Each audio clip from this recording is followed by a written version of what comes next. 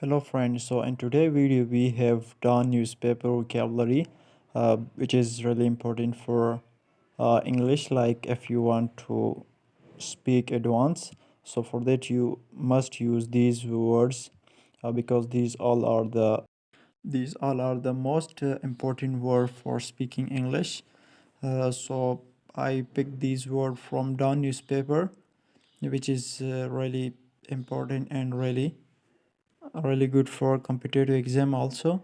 So please use these all word and sentences and practice on these word again and again, so you will get your benefit. So thank you so much. So read these all word.